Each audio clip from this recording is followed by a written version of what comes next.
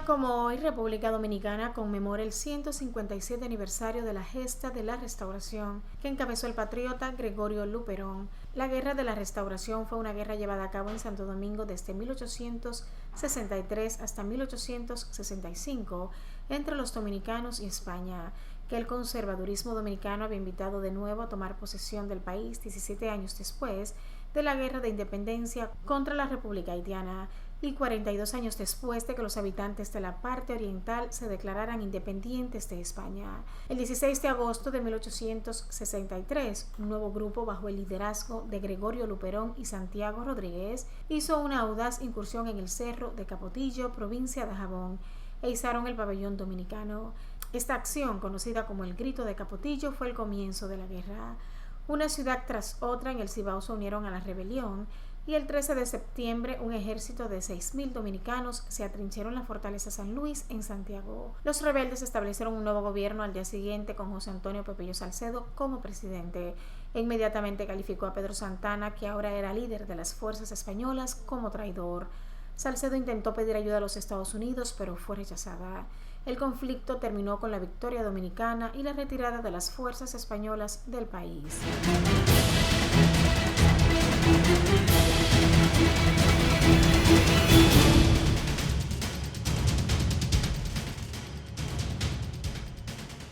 Buenas noches, República Dominicana. Bienvenidos todos a una nueva entrega de Toque Final. La mejor forma de cerrar una semana y abrir la nueva, lo mejor edificado posible sobre los acontecimientos más importantes del país y del mundo. Hoy es un día muy especial porque estamos conmemorando el 157 aniversario de la gesta restauradora de la República y a la vez estamos pues en los estrenos de un nuevo presidente que se ha juramentado en el día de hoy, el presidente Luis Abinader Corona. Después que se restableció la democracia, que se celebraron las elecciones en diciembre de 1962, que ganó el profesor Juan Bosch, y bueno, sabemos que fue interrumpida esa constitucionalidad 7 meses después, pero en definitiva esa es la primera elección democrática que se hace en el país después de la muerte de Trujillo. Entonces, don Juan es el primer presidente elegido democráticamente después de la muerte de Trujillo. Entonces hemos tenido a don Juan, al doctor Joaquín Balaguer, que fue escogido en el año de 1966 y gobernó por 12 años, al presidente Antonio Guzmán Fernández, que gobernó en el periodo 78-82, al presidente Salvador Jorge Blanco, que gobernó en el periodo 82-86. Tenemos entonces en el 86 un regreso por 10 años de Balaguer al poder, y en el 1996 entonces se produce la llegada al poder del Partido de la Liberación Dominicana por primera vez, con Leonel Fernández como presidente de la República. Entonces tenemos a Leonel Fernández, que va a gobernar 86-2000. 2000-2004 tenemos entonces al presidente Hipólito Mejía, y para que en el año 2004 regresa a la presidencia el doctor Leonel Fernández, que sale en el 2012, porque gobierna 2 periodos consecutivos para tener 3 ya como presidente de la República. En el 2012, entonces, llega al poder el licenciado Danilo Medina Sánchez, que va a gobernar 2 periodos. También el segundo periodo fue el que concluyó precisamente a las 10 de la mañana del día de hoy. Deseamos pues que el presidente Luis Abinader Corona y todo su equipo tengan éxito en las cosas que se proponen hacer para sacar a este país de la difícil situación en la que se encuentra en estos momentos por la pandemia del coronavirus y la situación muy precaria que ha creado para la economía del país, la situación del coronavirus, no solo para el país, porque el coronavirus no solo es una pandemia mundial, sino que también es una crisis económica mundial la que ha ocasionado. Y entonces varios factores de nuestra economía están muy relacionados con el comercio exterior y las relaciones exteriores.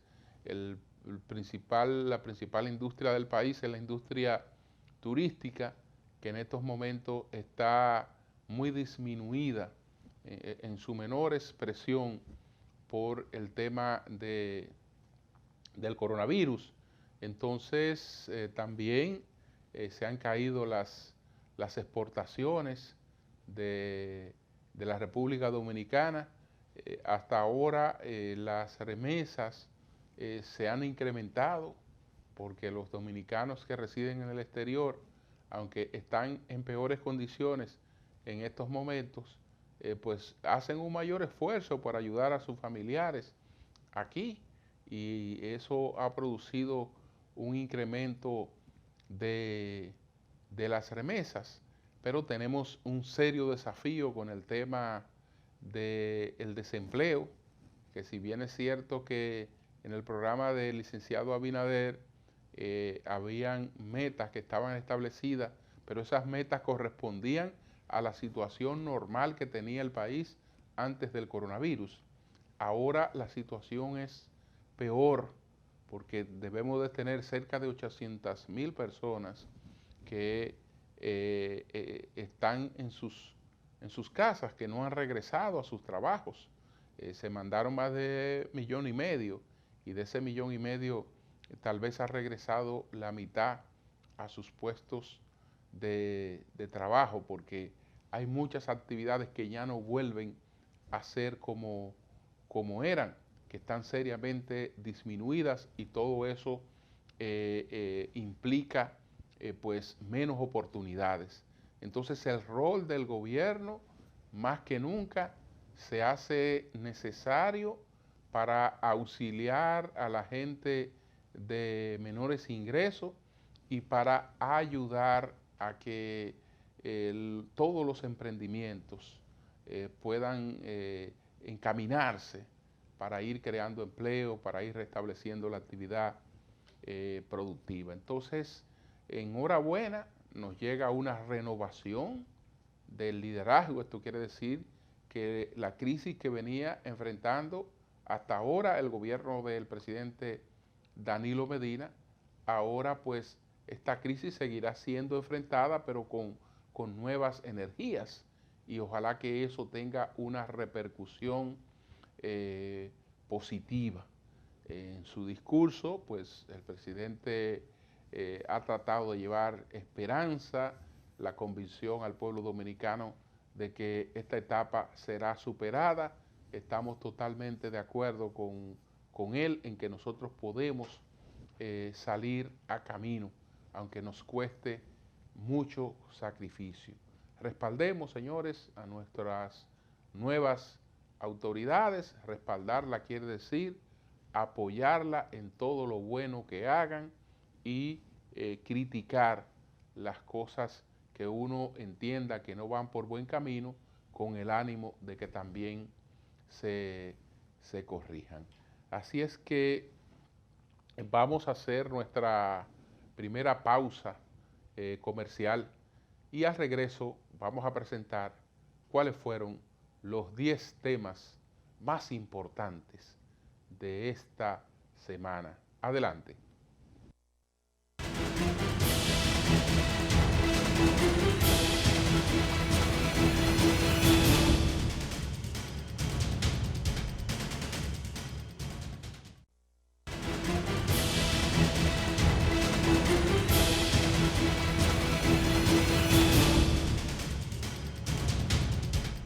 Bien, señores, la nota más llamativa de la juramentación en el día de hoy del presidente Luis Abinader ha sido la de la presencia en el país de una delegación encabezada por Mike Pompeo, la delegación que integró el presidente Trump para la juramentación en la República Dominicana.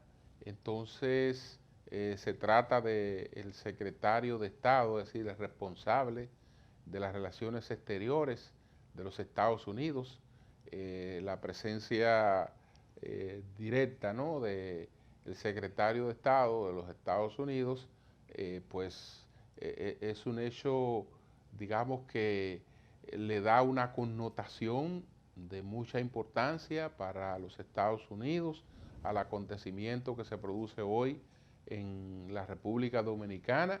Ellos en la nota previa hablaron de que esto obedece a que la República Dominicana es un socio estratégico muy importante para Estados Unidos en la zona del Caribe.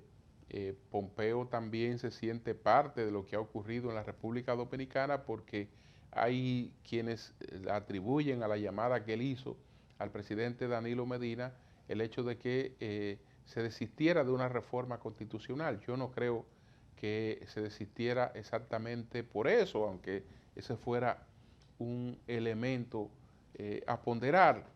Creo que el presidente Danilo Medina no buscó una modificación constitucional porque es un hombre con sentido de la historia y pensó en las consecuencias de ese acontecimiento. Y fíjense que después vinieron crisis como la que estamos enfrentando actualmente y esas crisis, si aquí existiera además una crisis política, estuviéramos en condiciones mucho más difíciles. Entonces, creo que fue una actuación correcta la del presidente Medina, la de no forzar una reforma constitucional.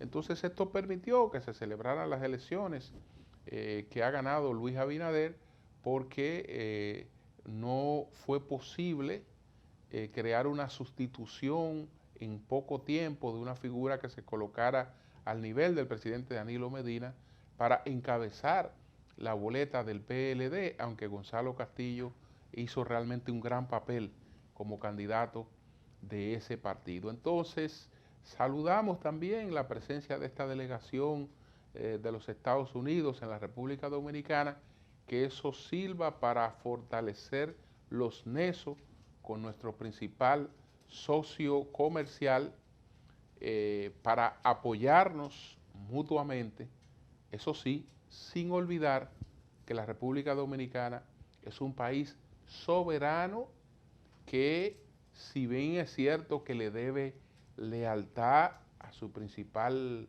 socio, también tiene sus intereses que son los que han de primar en cada decisión que tome este Estado soberano, que es la República Dominicana, que precisamente hoy conmemora el 157 aniversario del acontecimiento que le devolvió su soberanía después de la anexión a España.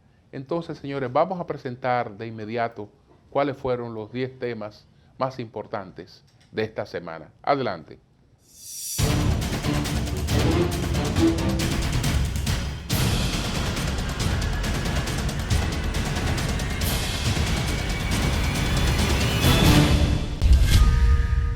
En una ceremonia atípica, el presidente Danilo Medina entregó la banda a su sucesor Luis Abinader en un acto privado que se realizó en las oficinas del presidente del Senado, Eduardo Estrella. El exmandatario no estuvo en el Salón de la Asamblea Nacional porque la ocupación del mismo estuvo reducida a la mitad para mantener el distanciamiento social. Según se informó, las comisiones de traspaso de mando trabajaron de manera armoniosa en un programa de acuerdo a la pandemia del COVID-19. Por razones de espacio y para guardar el protocolo de prevención que impone la pandemia del coronavirus, la ceremonia de traspaso de mando que se efectuó en el Salón de la Asamblea Nacional sufrió una importante variación. A la asunción de Abinader no asistieron funcionarios salientes ni entrantes y no se realizó el desfile militar como ha sido la tradición. Entre los invitados a la ceremonia estuvo el secretario de Estado de los Estados Unidos, Mike Pompeo, el presidente de Haití, Jovenel Moïse, el presidente de Honduras, Juan Orlando Hernández, así como representantes de España y Turquía. En su última semana como presidente de la República, Danilo Medina inauguró diferentes obras realizadas durante su mandato que finalizó el día de hoy. La primera fase del Centro de Corrección y Rehabilitación La Nueva Victoria fue inaugurado el pasado lunes, por lo que quedará atrás décadas de hacinamiento de la antigua cárcel, que fue concebida para 300 personas y actualmente alberga más de 8.000. Este nuevo centro penitenciario, que sustituirá la hacinada y sobrepoblada Penitenciaría Nacional La Victoria, fue levantada en la comunidad de Las Parras del municipio San Antonio de Guerra, con una inversión de 6.966 millones de pesos. El acto de inauguración fue encabezado por Medina y el procurador general Jean Alain Rodríguez. Rodríguez explicó que el centro estará dividido en 4 cuadrantes que funcionarán como cárceles distintas. Asimismo, el presidente entregó la terminal interregional de autobuses Santo Domingo Este, la cual contará con 22 rutas para la región este y 3 corredores de rutas urbanas, y descongestionará el tránsito en el centro de la ciudad. Esta terminal, ubicada entre la autopista Las Américas, avenida Boulevard del Faro, avenida Estados Unidos y calle Primera del municipio Santo Domingo Este, abarca un área de 24.162 metros cuadrados. Cuenta con espacios para permitir una capacidad de más de 1.250 pasajeros en la hora de su máxima demanda. De igual forma, el mandatario encabezó el pasado miércoles el acto de inauguración del remodelado Hospital General Dr. Vinicio Calventi y el Centro de Salud de Engombe en Los Alcarrizos y Santo Domingo Oeste. Las obras tuvieron un costo de unos 2.238 millones de pesos, según explicó Francisco Pagán, director de la OISOE, y que beneficiarán a más de 43.000 personas. La gente de la línea noroeste continúan sumando conquistas obtenidas en la gestión del presidente Medina, al recibir varias obras que mejorarán el suministro de agua potable y el acceso a formación técnica. En beneficio de 12.000 habitantes de más de 20 comunidades, el presidente entregó la reposición de la línea de impulsión de 12 pulgadas y colocación de la línea de conducción del acueducto Línea Noroeste, extensión Los Limones, El Copey en la provincia de Montecristi, que impactará de manera directa a las comunidades Los Limones, El Copey, entre otras. Tras más de 5 años de reconstrucción, el presidente entregó el remozado Hospital Infantil Arturo Grullón durante un acto saboteado por un patronato que asiste a niños con enfermedades catastróficas por la demora en la obra. Durante el acto inaugural, el mandatario entregó de forma simultánea otros 2 centros de diagnósticos, uno en Los Guandules en Santiago y otro en Palmarito, La Vega. El Poder Ejecutivo naturalizó como dominicanos a 750 personas que fueron afectadas por la sentencia 168-13 del Tribunal Constitucional, la cual definió los criterios para adquirir la nacionalidad. Mediante el decreto 262-20 de fecha 16 de julio, el presidente Danilo Medina concedió el beneficio de la nacionalidad dominicana a esta cifra en atención a lo establecido en la Ley 169-14 del régimen especial para personas nacidas en el territorio nacional, inscritas irregularmente en el Registro Civil Dominicano y sobre naturalización. Los hijos de extranjeros nacidos en la República Dominicana que adquirirían la nacionalidad se establecen de conformidad a lo dispuesto en el literal B. En el decreto se mencionan los nombres de las personas, así como los números de expedientes y oficios que fueron remitidos entre marzo y diciembre de 2019.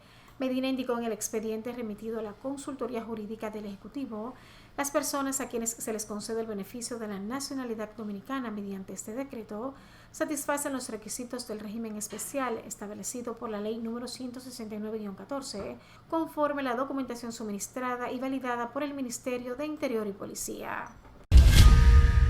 El consultor jurídico del Poder Ejecutivo, Flavio Darío Espinal, aclaró que no existen impedimentos legales para que el Poder Ejecutivo aprobara la construcción del Aeropuerto Internacional de Bávaro mediante el decreto 270-20. Ante la solicitud que el 31 de octubre de 2019 sometió el Grupo Abrisa y la empresa Aeropuerto Internacional de Bávaro, AIBE, a la Comisión Aeroportuaria, este emitió la resolución número 6796 del 23 de enero de 2020. Mediante dicha resolución, otorgó su no objeción al desarrollo, construcción y explotación económica del proyecto del Aeropuerto Internacional de Bávaro, cuya inversión y costo total será responsabilidad exclusiva de las referidas entidades privadas, explicó durante una alocución dirigida al país. Espinal indicó que antes de emitir el decreto, el Poder Ejecutivo agotó una serie de fases del proceso aprobatorio, por lo que fue autorizada su construcción en virtud al artículo 26 de la Ley número 491-06 de Aviación Civil. El ex canciller Miguel Vargas aseguró que su paso por el Ministerio de Relaciones Exteriores, MIREX, ha sido una ruta de numerosos e incontrovertibles éxitos, muchos tangibles y otros silenciosos, pero no por ello menos eficaces para que hoy en día la República Dominicana sea un país respetado y con un alto prestigio en la comunidad internacional. Al concluir mi gestión dejo un legado que pertenece al país y a todos los dominicanos con la satisfacción de la misión cumplida, afirmó Miguel Vargas al presentar las memorias de su gestión correspondientes al periodo 2016-2020. En su compendio de éxitos, Vargas resaltó la membresía no permanente en el Consejo de Seguridad de las Naciones Unidas, el establecimiento de relaciones diplomáticas con 12 naciones, entre ellas la República Popular China, y el fortalecimiento de los vínculos con Estados Unidos y Haití.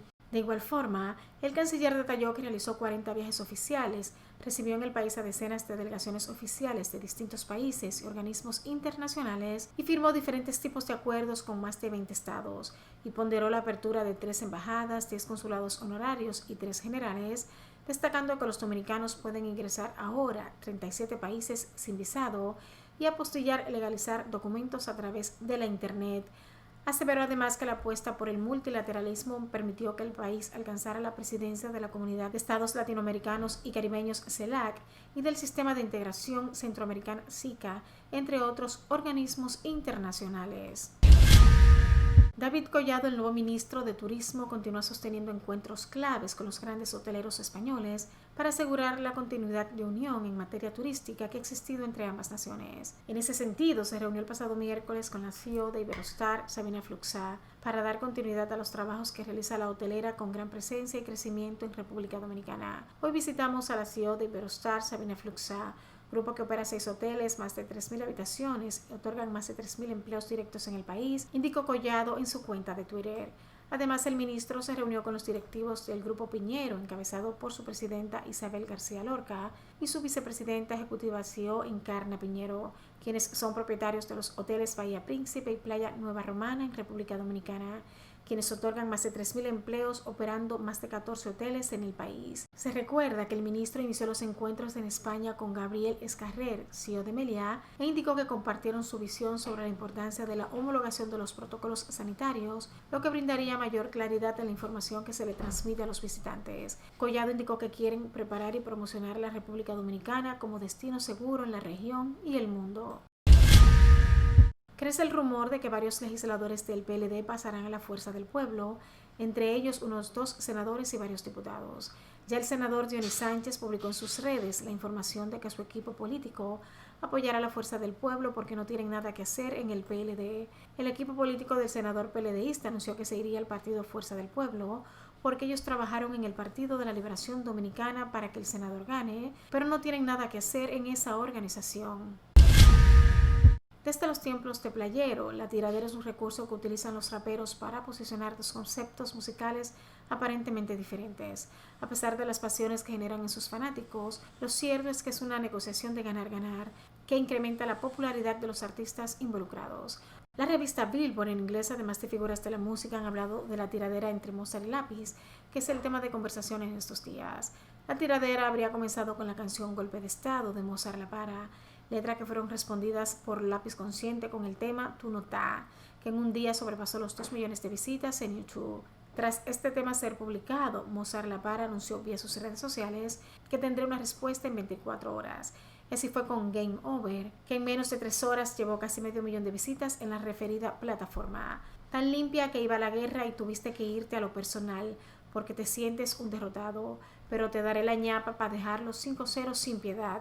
Así reaccionó Mozart La Para al contundente ataque que acaba de estrenar su oponente musical Lápiz Consciente con el tema denominado El Descanso Eterno, donde el nativo de los Minas se muestra más agresivo que en sus canciones anteriores. La tiradera de los artistas ha suscitado un interés como pocos. Artistas internacionales han hablado al respecto y varios humoristas han hecho parodias sobre las canciones. La senadora afroamericana y ex fiscal general de California, Kamala Harris, fue la elegida por el virtual candidato demócrata a la presidencia de Estados Unidos, Joe Biden, para que lo acompañe como su aspirante a la vicepresidencia en las elecciones del próximo 3 de noviembre. La senadora se convierte así en la primera afroamericana nominada para vicepresidente en uno de los dos grandes partidos y tendrá que lidiar con críticas sobre su polémico historial de mano dura como fiscal en la era de las protestas contra la brutalidad policial y el movimiento Black Lives Matter. Tengo el gran honor de anunciar que he seleccionado a Kamala Harris, una intrépida luchadora por el ciudadano de a pie y una de las mejores funcionarias públicas, como mi compañera de candidatura, dijo Biden en el mensaje en el que anunció a su compañera de fórmula electoral. La senadora de 55 años, hija de padre jamaicano y madre india, fue fiscal general de California antes de ganar su escaño en la Cámara Alta del Congreso estadounidense en 2016 y se ha granjeado una fama de ser especialmente dura tanto desde la fiscalía como en sus intervenciones inquisitivas en las audiencias del Senado. Finalmente, el presidente ruso Vladimir Putin anunció el martes el registro de la primera vacuna contra el nuevo coronavirus desarrollada por su país.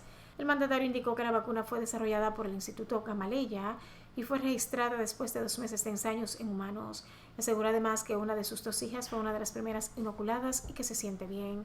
Denominada Sputnik 5 como el primer satélite artificial de la Unión Soviética, según Putin es eficaz, ha superado todas las pruebas necesarias y permite lograr una inmunidad estable ante la COVID-19. Sin embargo, la Organización Mundial de la Salud afirma que su eficacia aún debe ser comprobada y habla más bien de una precalificación para poder ser revisada con tiempo. El escepticismo de los expertos ha acompañado el proceso de desarrollo. La OMS ya se había mostrado cauta con anterioridad respecto a su eficacia y su posible administración ya en el corto plazo, debido al tiempo que toma que las vacunas pasen por todas las pruebas necesarias antes de ser aplicadas de forma general. En total, en la actualidad se está trabajando en 167 vacunas contra la COVID-19, 28 de las cuales están realizando ensayos con humanos. Entre las más avanzadas se encuentran las llevadas a cabo por la Universidad de Oxford junto con AstraZeneca, la de la farmacéutica Moderna, la desarrollada por la colaboración entre Biotech y Pfizer, o la candidata de Sinovac, que acaba de iniciar su ensayo clínico en Indonesia. La vacuna rusa no se encontraba en este grupo.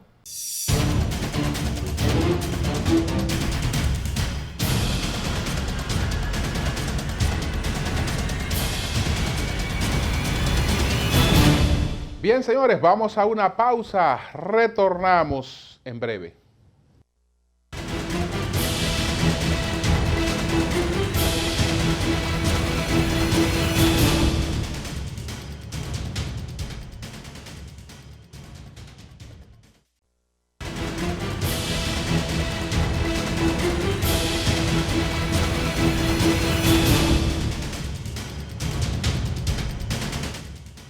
Bien, señores, vamos a presentar en breve las 3 preguntas que este domingo nuestro equipo se la formuló al economista Rafael Espinal.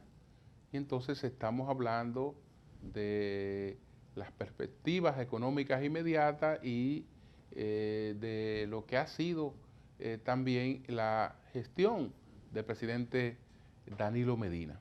Que a propósito, el presidente Danilo Medina el pasado jueves, la decisión la tomó el miércoles, pero apareció en todos los medios el pasado jueves, emitió el decreto 315-20.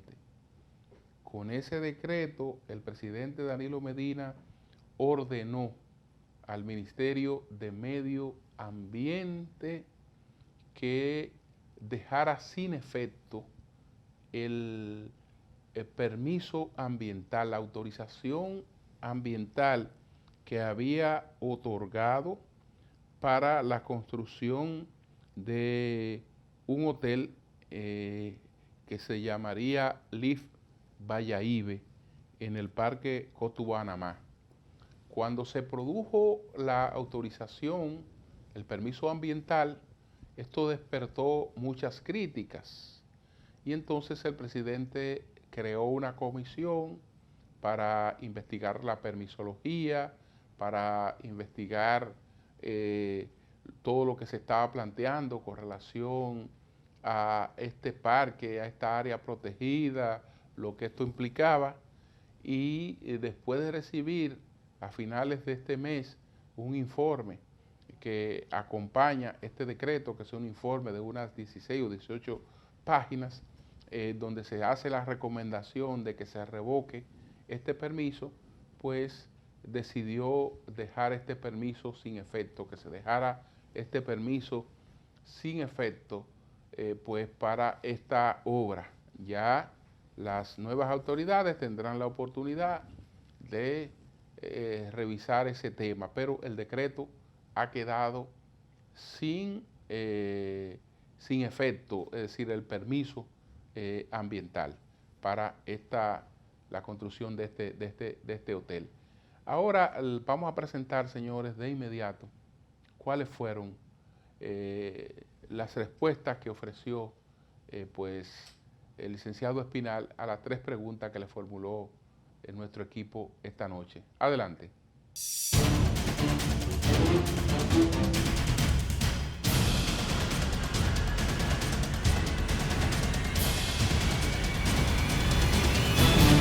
¿Cree factible en la crisis económica actual promover una reforma que mejore las recaudaciones del Estado sin afectar a las personas de bajos ingresos?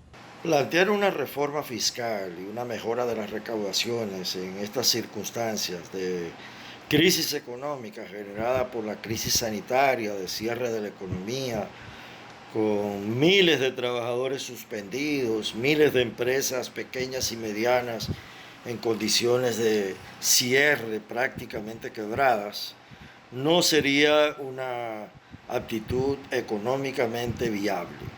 Eso conllevaría someter a la pobreza a miles de trabajadores que ya tienen una condición precaria, a empresarios que en la actualidad están al borde de la quiebra, han quebrado o sobreviven precariamente.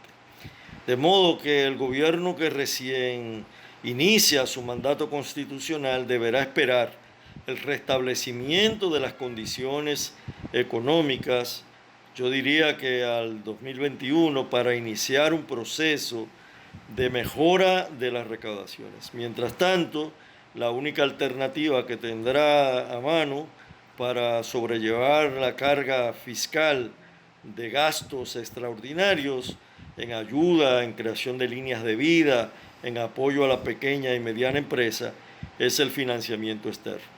De modo que deberá posponer cualquier tipo de reforma en lo inmediato y mirar hacia el próximo año el inicio de un proceso de negociaciones para conformar un pacto fiscal. Por el momento deberá conformarse con hacer algunas mejoras en la eficiencia del gasto, tratando de disminuir gastos innecesarios y concentrando el gasto en aquellos términos vitales de salud y apoyo a la pequeña y a la mediana empresa. ¿Cuáles fueron los principales logros de la política económica de la administración del presidente Danilo Medina y cuáles fueron sus aspectos negativos? En cuanto al tema de las buenas y las malas acciones del gobierno del presidente Medina que termina su mandato, diría que la estabilidad macroeconómica es el elemento fundamental positivo.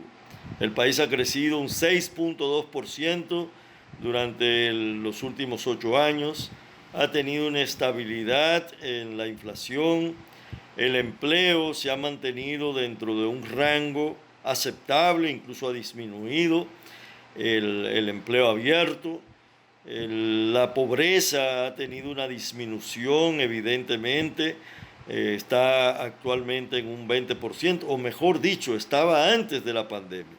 La CEPAL indica que habrá un retroceso en esos aspectos, pero evidentemente en el gobierno de Medina estos fueron luces. Aspectos negativos, digamos claroscuros o aspectos negros, el de la deuda, el incremento de la deuda más que duplicó el crecimiento del producto y duplicó el monto absoluto de 19.000 millones de dólares a 38.000 millones de dólares en el sector público no financiero. Cuando sumas la deuda del déficit cuasi fiscal del Banco Central, eso se eleva a un 53% del Producto Interno Bruto y representa una carga fiscal que casi demanda el 50% del total de los ingresos del gobierno para el servicio de amortización e intereses de esa deuda.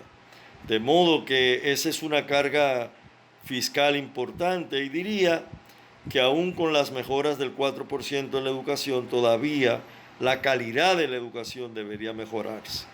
Y ese es un reto que el presidente Medina, si bien impulsó aspectos positivos de la educación, todavía no alcanzó aquellos aspectos que debió haber alcanzado. Y la institucionalidad. Un país sin fuertes instituciones es un país que se debilita frente a la competitividad. El Foro Económico Mundial, siempre en el ranking que hace de los países del mundo, ubica a la República Dominicana con una debilidad institucional. Y creo que ese es un punto negro en el mandato de 8 años del presidente Medina. ¿Qué sugiere para manejar el tema del endeudamiento, que fue uno de los elementos críticos del gobierno que finaliza y que podría profundizarse en el nuevo por las necesidades de la pandemia? La deuda, para renegociar la deuda, el gobierno debería acudir al Fondo Monetario Internacional. Creo que es indispensable que el gobierno tenga el amparo de un acuerdo de largo plazo con el Fondo Monetario Internacional. Ya el fondo prestó 650 millones por vía de una línea de flexibilidad rápida. Sin embargo, pienso que las autoridades recién electas, si quieren iniciar un proceso de renegociación de deuda, deben hacerlo bajo la sombrilla del Fondo Monetario Internacional. Obligatoriamente el Fondo Monetario establecerá un programa de condicionalidades, entre ellas probablemente esa reforma fiscal de cara al 2021-2022. Establecerá políticas de reestructuración del gasto más profundas de lo que aparentemente el gobierno debería hacer en sus primeros meses, dada la pandemia.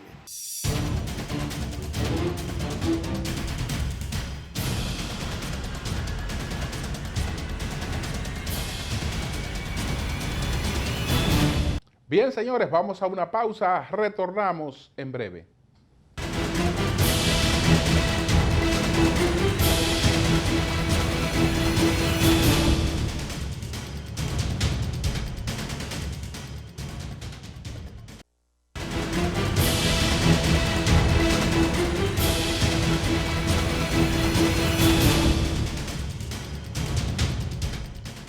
Bueno, señores, a partir de hoy tenemos una nueva realidad en el Congreso de la República. Ya sabemos que Eduardo Estrella es el presidente del Senado de la República. En el Senado, el Partido Revolucionario Moderno tiene la mayoría. Cualquier proyecto que envíe al Senado, pues tiene los votos para aprobarlo por sí solo. Pero no ocurre lo mismo en la Cámara de Diputados. En la Cámara de Diputados, pues la cantidad de diputados que tiene el PRM no llegan a la aprobación de ningún proyecto. En casi todos los proyectos, aunque sean proyectos de mayoría simple, se va a requerir de consenso, que ojalá el consenso, cuando se trate de temas importantes para el país, siempre esté presente, porque la oposición no es boicotear, la oposición no es ponerle traba a un gobierno, y menos un gobierno que está enfrentando situaciones de emergencia, que está enfrentando situaciones de crisis. El PLD hizo lo correcto al estar presente hoy, tanto sus senadores como sus diputados, en el discurso que pronunció en la Asamblea Nacional el presidente Luis Abinader. Actuaron de forma distinta a lo que hizo el PRM en la juramentación de Danilo Medina, o en las juramentaciones de Danilo Medina, que siempre se retiraron boicoteando esas juramentaciones, hasta produciendo retrasos en esas juramentaciones. En el caso del PLD no le luce hacer ese tipo de oposición, porque el PLD es un partido con bastante experiencia de Estado y sabe que eso no suma nada, no suma absolutamente nada. O póngase con idea, o póngase con propuesta, o póngase con base cuando lo vaya a hacer, que no se trata de impedir cosas que sean importantes para el país.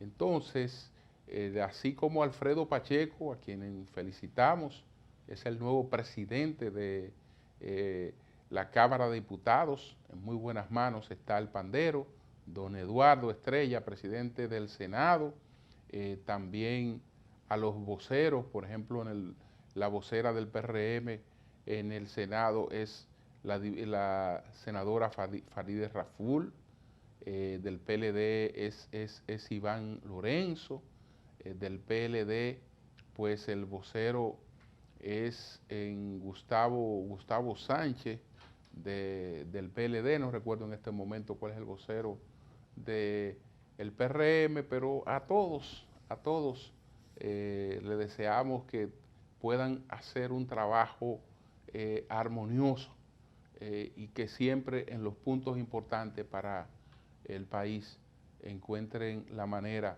de ponerse de acuerdo. Vamos pues a hacer una pausa, retornamos en breve.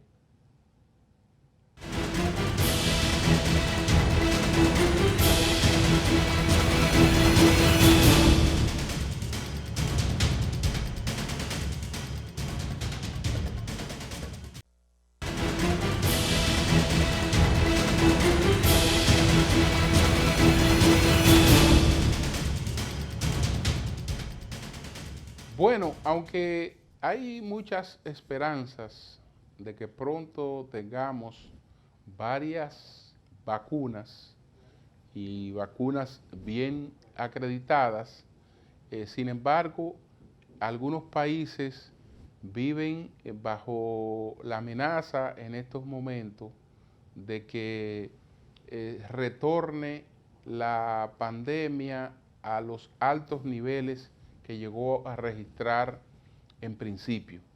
Entre los países que están viviendo esa situación está España, que incluso España esta semana se han completado 15 países de la propia comunidad europea, de la propia Unión Europea, que no reciben pasajeros procedentes desde España sin que previamente esos pasajeros puedan presentar una prueba cuando menos rápida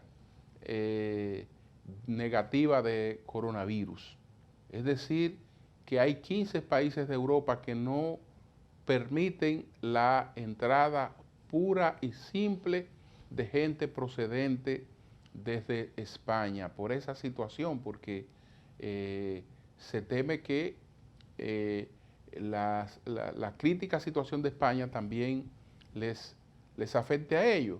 Italia, por ejemplo, que también tiene el temor de que se recrudezca en la población italiana, y de hecho así ha estado ocurriendo, de que la pandemia volviese pues a ocupar el lugar tan alto que tuvo en principio. Pero España está muy complicada porque hay una crisis de imagen en la monarquía por la situación que está con el rey emérito, que ha tenido que salir de España. Hay una crisis con el gobierno, Actualmente hay cuestionamientos muy serios para el principal aliado del PSOE, que es Unidas Podemos, que ahora también resulta que tenía pues una segunda caja para manejo de fondos electorales, y eso está produciendo cuestionamientos muy fuertes, más los serios cuestionamientos que tiene el propio presidente Sánchez. Entonces, encima de eso está la crisis económica. Es verdad que este país recibió un auxilio de la Unión Europea, estamos hablando de unos 140 mil millones de euros,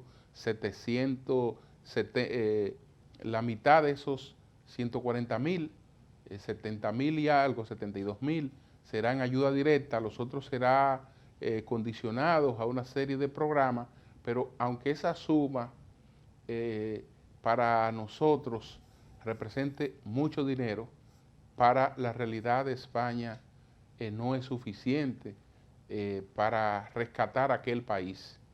Entonces, aquel país tiene una moneda que es el euro, sobre la que no tiene capacidad de actuación, a diferencia de países como la República Dominicana, que como su moneda es local, pues pueden actuar con su moneda.